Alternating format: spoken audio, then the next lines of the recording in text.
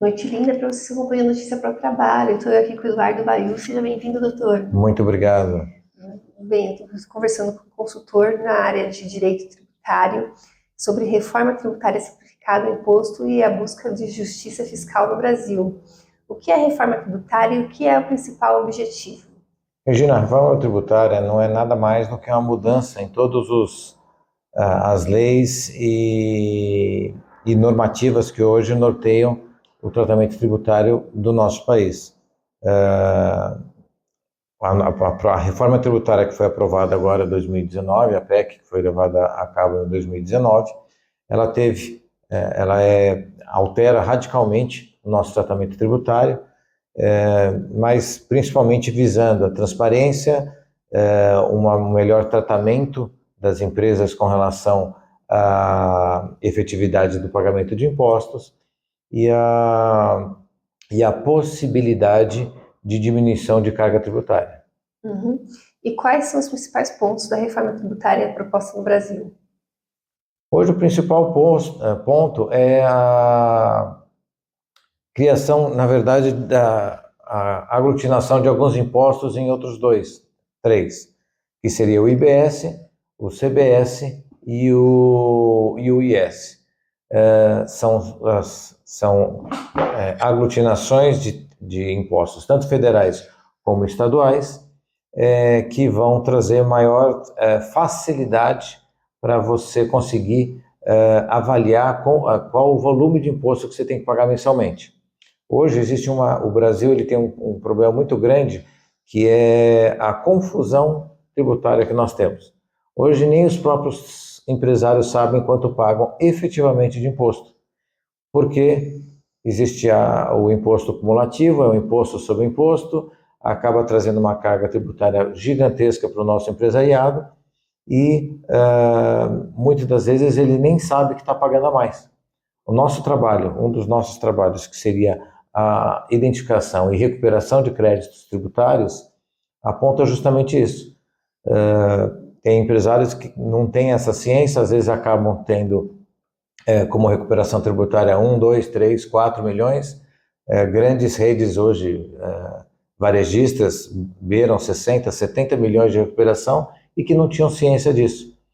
Então, a reforma justamente vem para isso, para diminuir essa acumulatividade de impostos e fazer com que essa linha de impostos através do IVA seja mais fluida. E como que ela impacta no Brasil? Ela impacta profundamente no Brasil, porque hoje o que acontece? Nós temos as empresas em si, elas trazem para a gente algumas dificuldades na avaliação do volume de impostos que elas têm que pagar. Quando você transforma isso de maneira... O que é o IVA? É o Imposto sobre o Valor Agregado.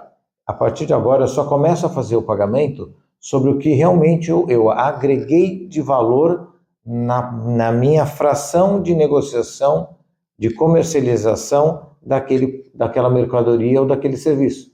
Então, eu não pago mais sobre todo o processo, como é atualmente. Então, vai mudar muito a forma como vai ser feito isso, vai mudar o fluxo de dinheiro, o fluxo de capital pelo Brasil, que hoje em dia uma boa parte sai do Sudeste e migra para o resto do país, mercadorias, enfim. Então, o imposto é pago na origem.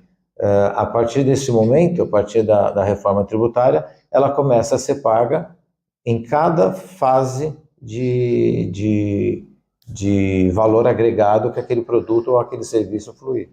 Então muda radicalmente, sim, E a forma. como a reforma tributária vai afetar o cidadão e o consumidor, os consumidores? Os consumidores, eles terão, a gente espera, né, que ela seja um pouco mais igualitária. Com a expectativa de que a gente tenha uma diminuição de imposto, uma diminuição de evasão fiscal, pelo sistema ser mais é menos complexo. Hoje o nosso sistema de tributação ele é extremamente complexo. Como eu falei, o empresariado, às vezes ele nem sabe quanto ele está pagando efetivamente. Quando vier a reforma, os nossos consumidores, a expectativa é que diminua o imposto, porque eu consigo exatamente saber quanto eu estou pagando, quanto é que aquilo vai agregar no valor que eu vou cobrar ao consumidor, e a gente entende que possa vir a baixar esse imposto.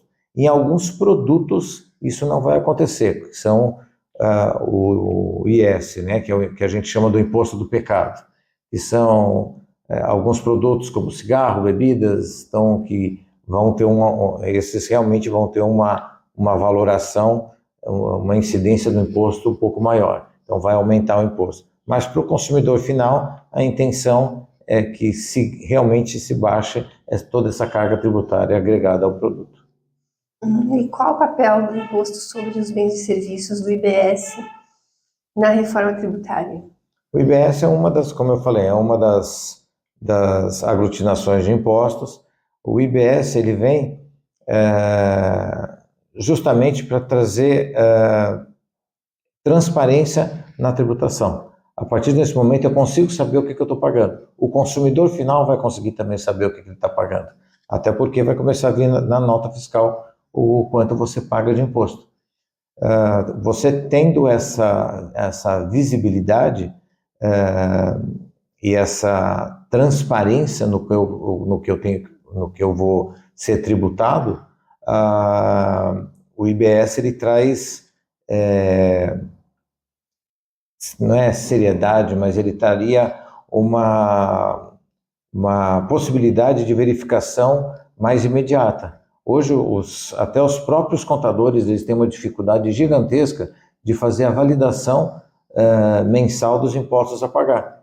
E, via de regra, eles acabam pagando ou a mais ou a menos, não por culpa, mas é por causa do próprio sistema. O IBS ele vai trabalhar de maneira paralela aí com o sistema que hoje é vigente, mas a partir de 2033 a reforma acaba andando pelas suas próprias pernas. E a gente entende que vai realmente baixar e trazer clareza ao sistema tributário nacional. E quais as desvantagens da reforma tributária na sua análise? Olha, eu acho que a gente tem assim hoje os estados, as grandes críticas hoje que nós temos à reforma tributária é porque existem alguns estados e alguns setores econômicos que eles entendem que eles podem vir a perder algum valor com a reforma. Principalmente os estados do sul, do sudeste, onde a atividade econômica é mais forte, eles entendem que eles podem vir a perder tributação. Então, existe sim uma briga interna entre os estados. Hoje existe uma guerra fiscal, sempre existiu. Os RETs, né, os regimes especiais de tributação, que dão isenções para determinadas empresas estarem em determinados locais.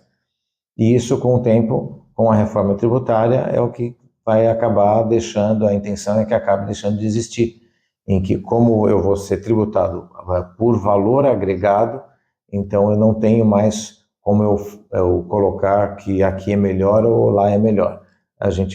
Os próprios estados terão que criar novas possibilidades para trazer esses empresários para os seus locais de origem. E como que a gente faz saber outras informações?